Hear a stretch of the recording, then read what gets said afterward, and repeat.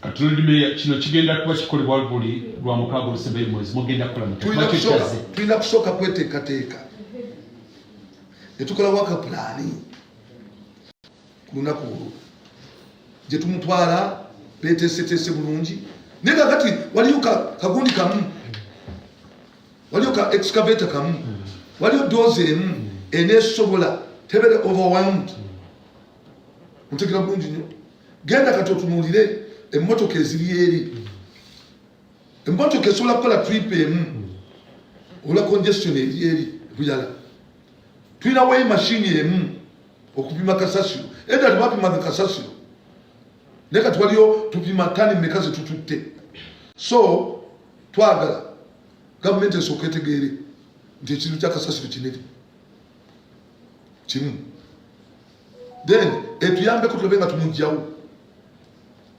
gavumenti kubanga amakulu gonna gajjudde kasasiro ekibuga kigenda kubeera kijjama tulina scavengers ogenda kulaba embwa kati ekizibu ekirala ekigenda kyekyembwa okuva mu Wakiso oludda wa zijje zitandika okulya mu makombo omwo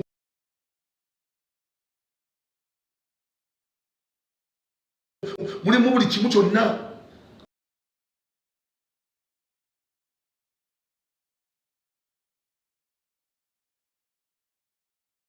zisaasanya ate kasasiro wayogera ne Prime Minister Lord Mayor nayogera ne Prime Minister ne timu yange executive nga we bali naye nga Prime Minister timukoze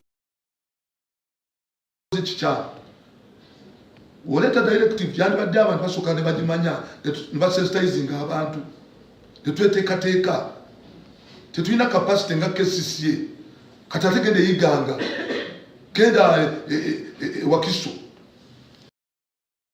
tetulina capacity tusuke tugende capacity sobole okujja kasasiro nzuga ati kigenda kufuuka kizibu ate ekizibu solution eri immediate eri ki kati kasasiro kwali ku nguudo tugenda kugezaako nnyo okulaba nti tumobilizinga abo bonna abalina obusobozi okutuyambako tujjeho kasasiro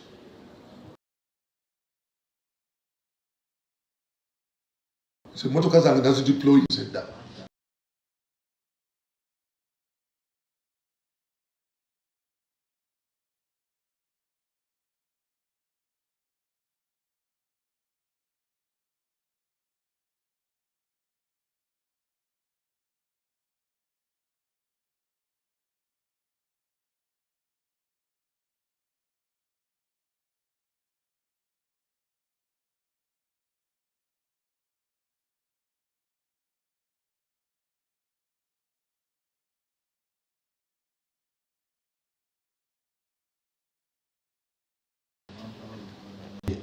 mugenda kuleba mutya kuba gye mulina omutwala tulina okupangisa tractor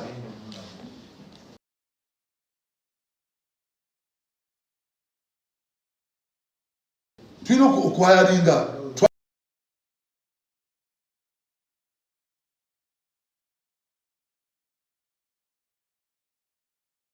tractor tulina okwayalinga tulina okufuna wasa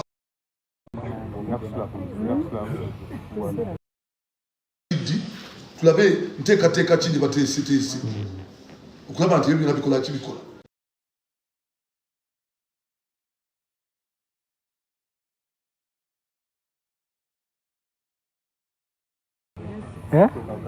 ezo propaganda zibamu national women party Zanzibar anya kubide anye tukanizi wano tulabe ng'ekizibu ekyo kigwawo okwogera ku masintadde mono simu bali bugenda kuyingirira privacy yange azisaga live yange bambi nedda oba baseta uzweda bankubira n'abasujjibot bankubira nze sibimanyi I have no interest I have no interest. Kati mzee nga tamaze kwa approvinga.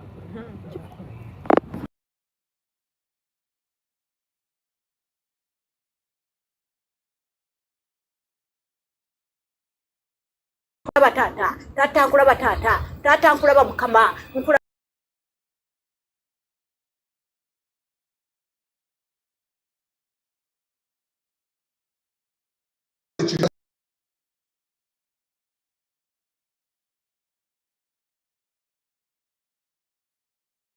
sasio tiriyo bagigabira omuntu omulala bukimala kibita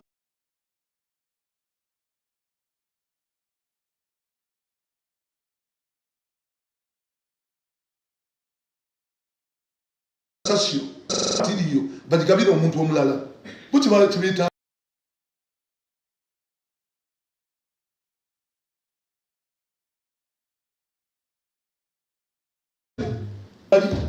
baliredde okulaba nti bakola otinoonyerezeeko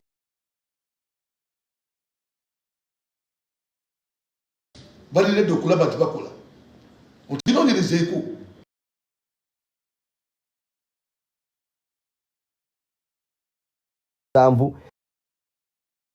baliredde okulaba nti bakola otinoonyerezeeko mulabe engeri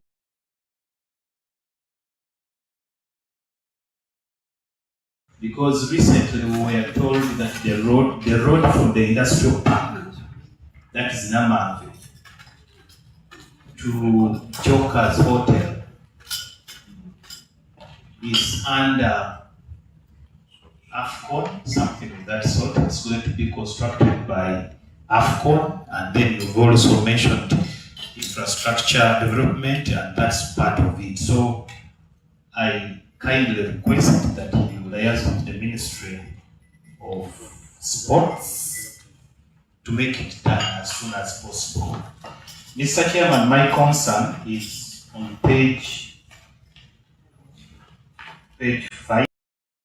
Gwe mulango guli mu kibuga buli wamu tulowooze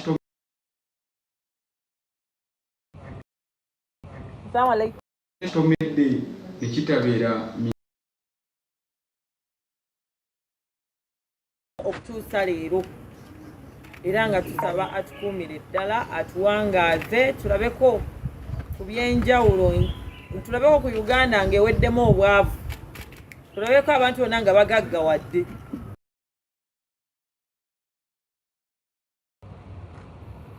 nsooka okukoola bannayuganda mwenna mwebale nnyo kuwagira bakyala mwenna abakyala be mwalonda abakyala abatuufu ne gye mwalonda abatali batuufu lyali ddembe lyammwe nga waali ssemateeka w'eggwanga nti olonda omuntu gw'oyagalidde mu mutima gwo ku luno mbajjukiza nti olunaku lwankya olw'okulonda LC1 wo oba pulezidenti wo ow'oku kyalo okwawukanako ku bululu obubaddewo bwonna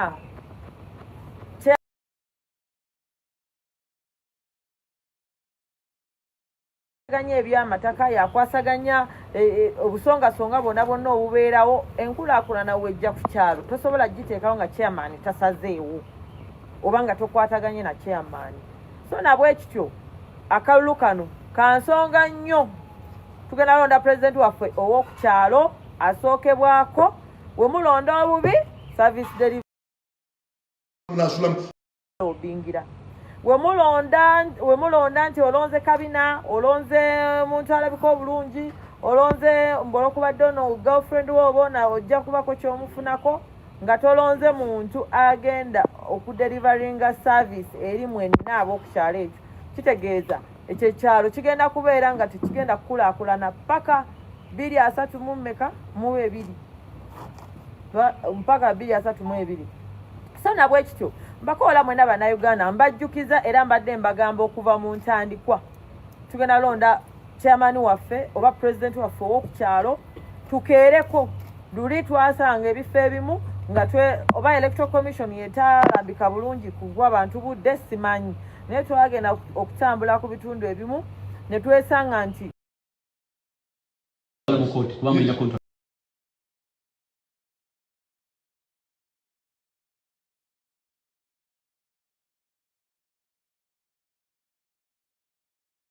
on land offices or IA.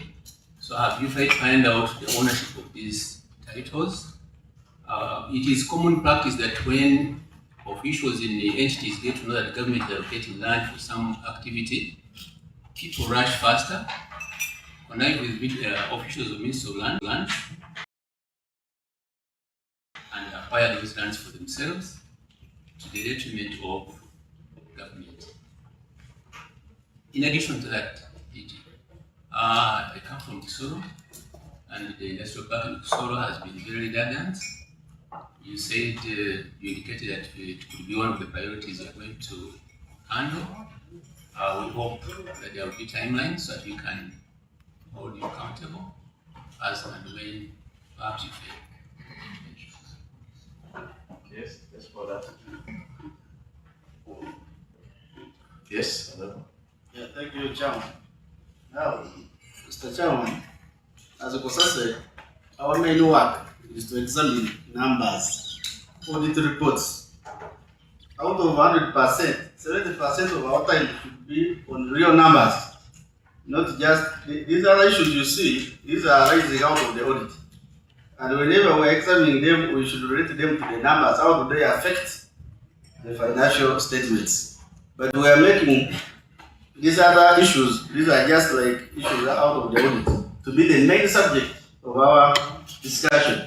And we have taken very little time to examine the real numbers in this financial report. Now, let me go step by step.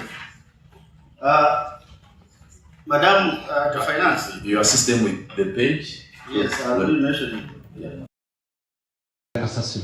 yakutegeeza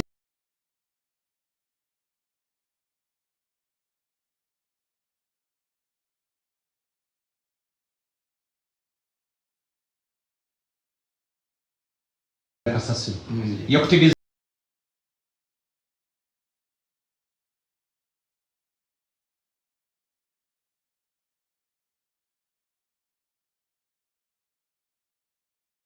tuleme kuwuddisibwa nga bannayuganda, tulonde omuntu omutuufu asaanidde oyo ow'ebisaanyizo.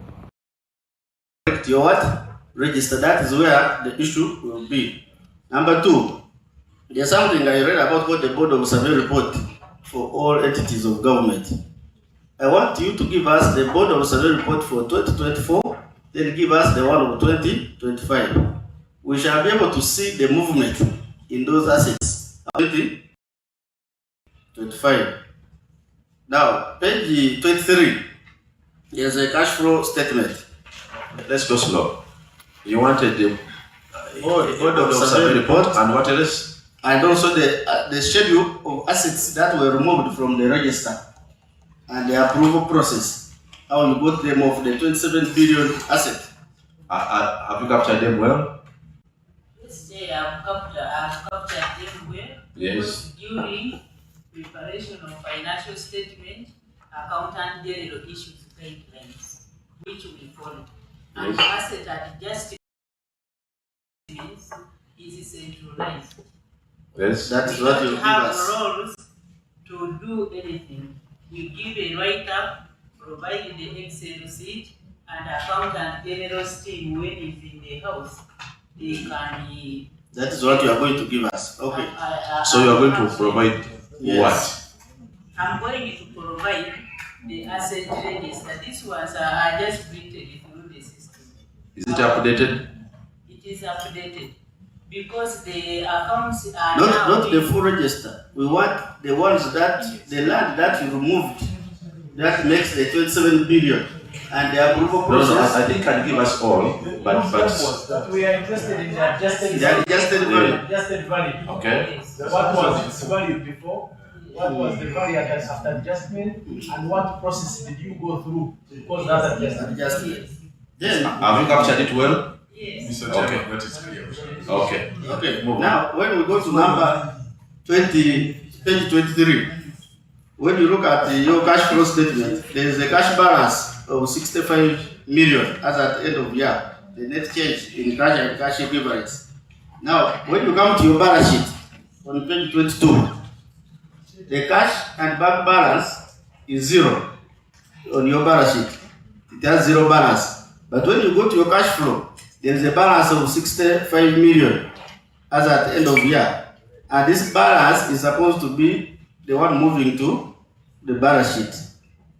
Where did it go from here? Why is it not captured in the balance sheet? Two, First pause. You respond to that. Where did the money go?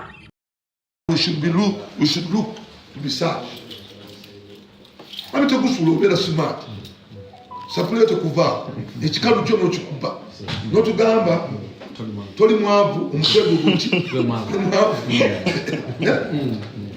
So njagala tukirize nti tulina okuvunaanyizibwa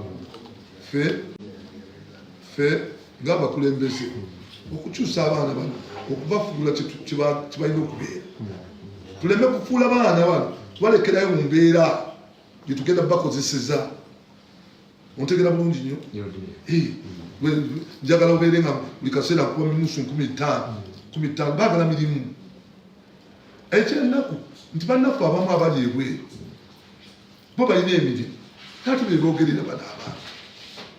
Oli alina ebweru emirimu ono talina. Yalinga ennyonyi ng'afaanana bw'atyo. Ontegera bulungi nnyo. Ose n'empale yonna asale. Nze onakusula n'okutwala bane banampa ekitiibwa Balimwezo aleetedde omuntu naye oyagala mirimu banajja bambala mawulire mutuyambe. Nze pulezidenti wange Kyagulanyi yannondo olw'ekigendererwa era mmanyi enkola gye nkolamu era tannaba kuŋŋambako nti kyokoze kikyamu wabula kyambuulirira nti weegendereze bannamawulire oluusi batuusa ki social media ekyusa ekyakyangambye naye nekyokola nze nkutegeera era kyokola abaana beetaaga mirimu. That's my president. Kino kisobola okugenda off camera naye kikwatagana ne licensing. Nze nva Makingi nayina mudaala gwange nga guli fridge guli mu katale naye wabweru nga ntunda byakunywa ne bajja ne batugobawo ne mpangisa akayumba kange $15,000 naye $15,000 kati saawa zino bangi bakaggadde. Omwana sisa wange gwe nali tuseewo bamufulumiza ebweru mwasula n'okusula banjagala ko $35,000 rodmeya mbadde gaba wabweru w'akatale napangisa akayumba batujja wabweru. Kakati gusigala minisita wange aliwo bali ku ddembe. Nsaba enkya kulonda ku LC message esembayo Uganda ne bannakampala okulaba nti balonda abantu abatuufu. Baganda bange mwenna level y'obukulembeze esinga obukulu yeetuuka ku muntu wa bulijjo wansi. Mukimanyi bulungi nnyo nti LCs ziyisibwamu ssente empitirivu nnyo ezizimba eggwanga. Emyoga mukimanyi ssente ziri mu trillions of money ne LC. Mumanyi bulungi nnyo nti ba LC abamu bafuuka ba bulooka amayumba gamwe ne gagenda. Ontegera bulungi. Mumanyi bulungi nnyo LC obuvunaanyizibwa bwa LC ku kyalo. Saagala oddaawo ganegenda kulonda genda olonde LC gw'olya gw'oyagala. Leka ate kuddaawo bajja bakulondere otuko gamba nti LC atunze ettaka lyaffe nga waganye ogenda okulonda. Bayibuli egamba nti akalulu ke kawula ab'amaanyi. Mu Proverbs 18:18 akalulu ke kawula ab'amaanyi. Constitution y'eggwanga n'ekuwa obuvunaanyizibwa ogenda okulonda omuntu gw'oyagala. Constitutional right yo ogenda okulonda omuntu gw'oyagala. Bayibuli nejja negamba nti Katonda yalonda omukulembeze naye ayitamu ggwe. Kati ggwe ddaani ogenda okulonda oweeyo obusikaabu oba otunze obusikaabu. Genda olonde omukulembeze gw'owulira nti akusanyusa era anakukolera ebyo byennyini byoyagala. Tuzze tulaba LC okimanyi ggwe landlord olina kuddukirawa LC okugyamu omupangisa. Okimanyi nti LC kooti mulamuzi muzalise ekifo ekyo. Balimwezo wano siri mulamuzi nze n'odi mmeya ne siri mulamuzi ne LC yalina kooti ng'ekwata ku misango n'egy'ettaka. Balimwezo sisobola kujja kulamula musango gwa ttaka. Ne LC alina obuvunaanyizibwa obulamula omusango gw'ettaka n'okugoba omupangisa mu nnyumba. Akati ggwe ekifo ekyo leka kiyita kitini era genda olonde kubanga kikulu okulonda omukulembeze gw'omanyi nti agenda kukukolera bulungi. Ekifo kya LC kikulu nnyo timulonde abatuufu benyini. nze ndi mu kibiina kye bayita NUP era twaleese abakulembeze nga balungi balungi tuyenza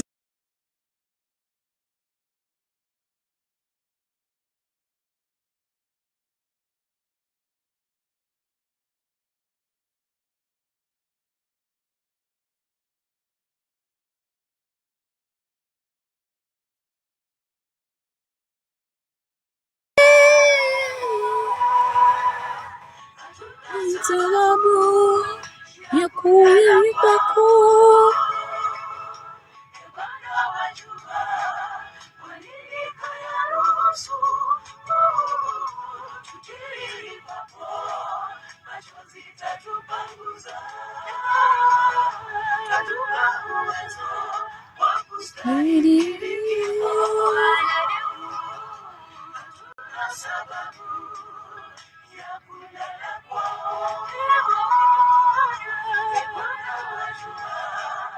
Alilika yalihusu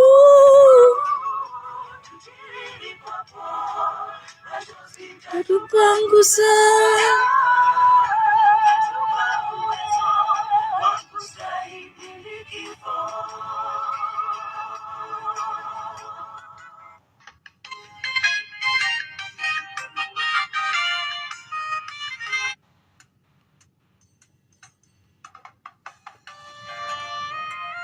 mufukamire musabe.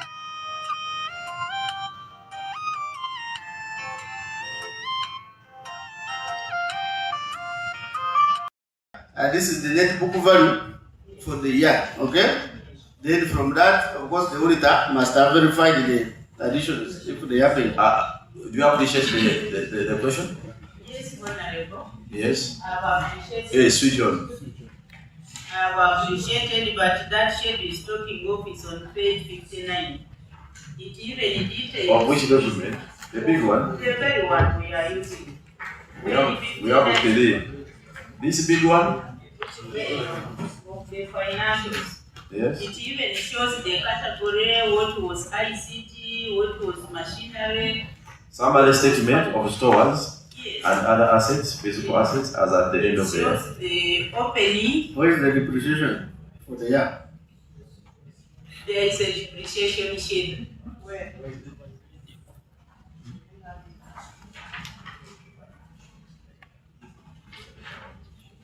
You can see.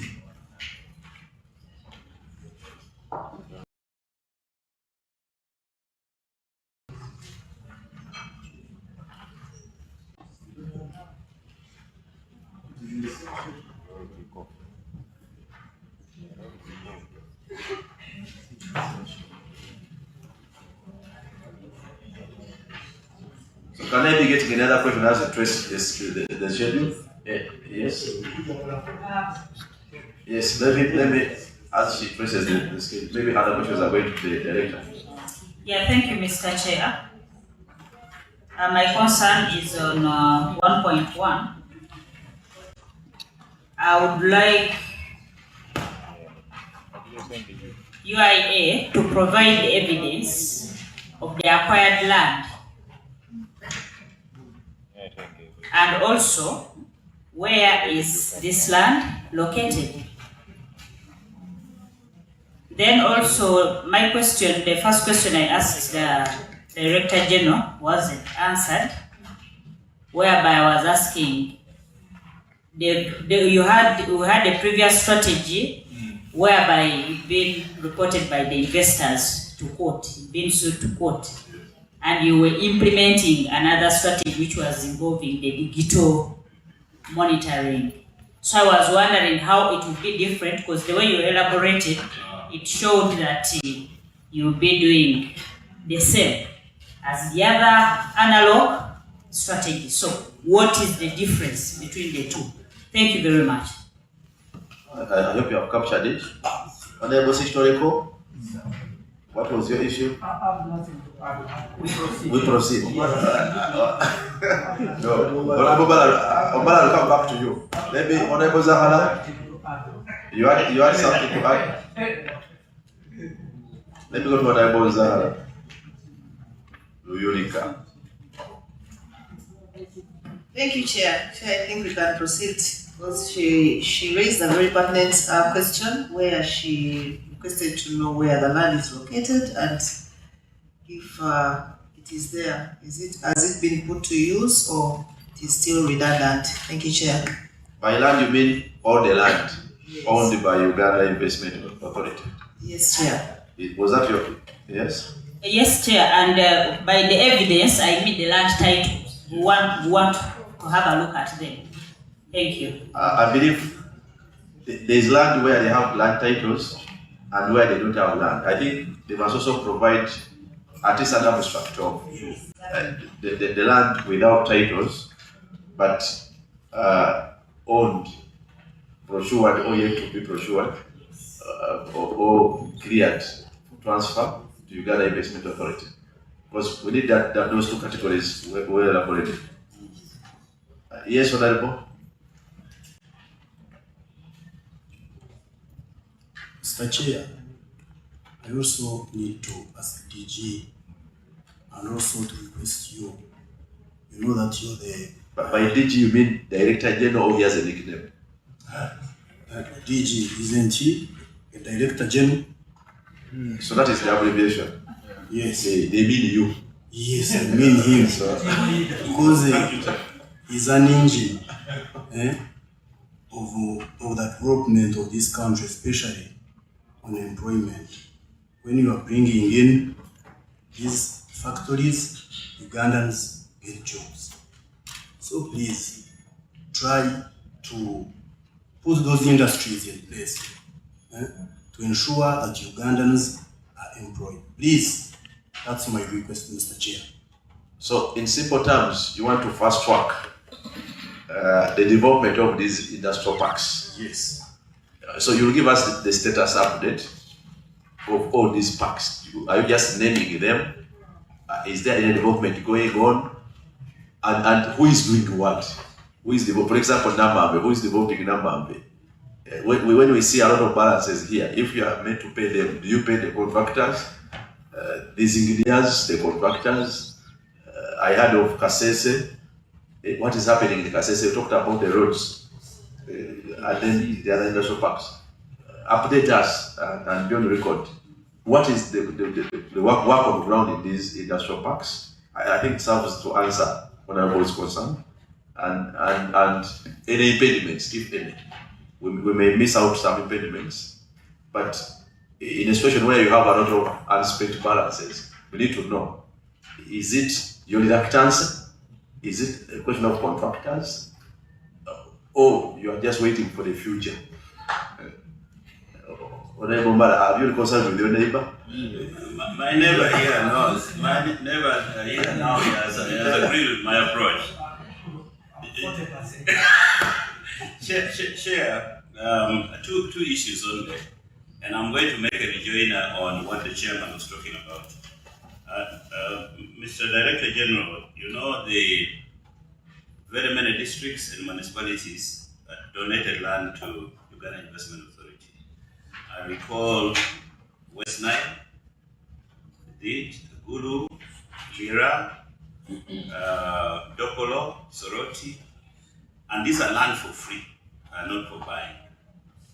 Have you finally, what is the word, gazetting? I don't know whether gazetting, taking the titles, have you secured the titles? Have you got a plan for really to build the infrastructure for readiness for investments? As yet, and I think that information will come handy to the directive which the chair has provided, that can we have those industrial parks? Otherwise, for us in Lira, we are now saying, should we have given it to Investment Authority? If the land is not developed, it's taken years now. Then the second one, Chair, is from the auditor's report, Auditor General's report on page 13. Development of infrastructure, design and build a Kafar industrial and business park. We've seen that because of extensions, the government of Uganda spent additional 4.28 billion shillings as an additional cost, because I think you did about 2 or 3 extensions. What's the cause of this? Is this a result of lack of payments by the Ministry of Finance in time? or is it a matter of inefficiencies or whatever? Because this is a cost which we could have used to maybe kickstart another industrial park. Would you want to kindly respond to that? Thank you, Chair. Let me capture the last one. Yes, Honorable. Thank you very much, Mr. Chairman. Once again, Mr. DG, I have appreciated your approach. On page 6, that is item 3.7, 3.71, 3.72. And I'm wondering, could you use the same approach for purposes of scrutinizing the industries or investors that you give the lands? I think this will go a long way in saving or preventing so many court cases that emanate from these so-called investors who end up not utilizing the land, but again, they end up suing the investment authority for gains which are not appropriate. Just a similar approach. Now that you've used the same to curb the land issues, you can use the same for purposes of scrutinizing the investors. I think it can work and save lots of money and those endless court battles. Thank you. Thank you. The last one from Dr. Batua. Then the Director General prepared to respond to all of them at once, and then we wind up this session. Thank you. These two are just on clarification. Page 39, or maybe we start with page 21, which is the statement of financial performance. There is that expense called social benefits. It is explained by note 15, which is on page 39. If you come there with me. So from the previous year to the year under audit, it has increased 3 times. You just clarify what necessitated it to increase that way. Number 2, under note 10, page 38, accounts, you're there. We have professional services that have also increased 10 times from the previous year, between the previous year and the year under audit. Professional services. So just unpack that, because there is nowhere we can explain that in our report. However, if we were traveling from Jinja to Kampala and we were expected to come by road, I discovered we came by air.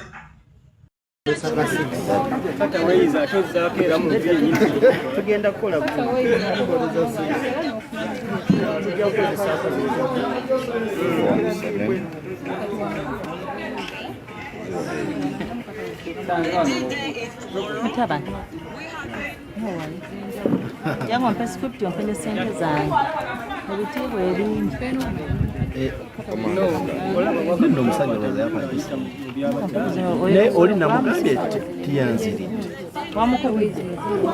N'agamba nti kuveeko kozesa abaagasi. Leka toddaawo mukwekenze.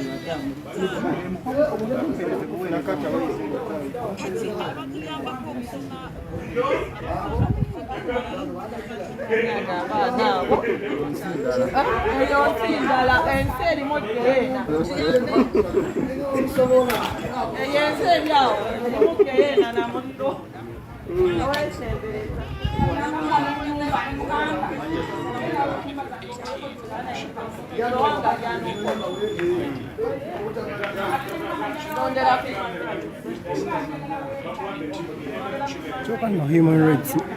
Kabalagala. Nange wendera.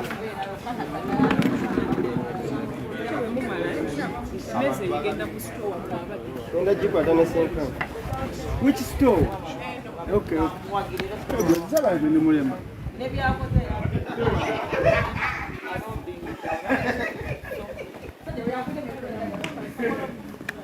naye tujja kubeerayo enkya olunaku olw'enkya tujja kubeerayo nnyo kakasa nti ki akalulu kagenda mu maaso naye banaye batuyambe banaye mwenna babuvuyo famire babuvuyo famire mutuyambe enkya temule buvuyo bwabuvuyo enkya tulonda pulezidenti tuleetera buvuyo ku byalo tulonde omuntu waffe gwe tunaaba tusiimye agenda otutuusaako enkulaakulana ekitubonyaabonya bwe bwavu ne lumala mugamba pulezidenti Museveni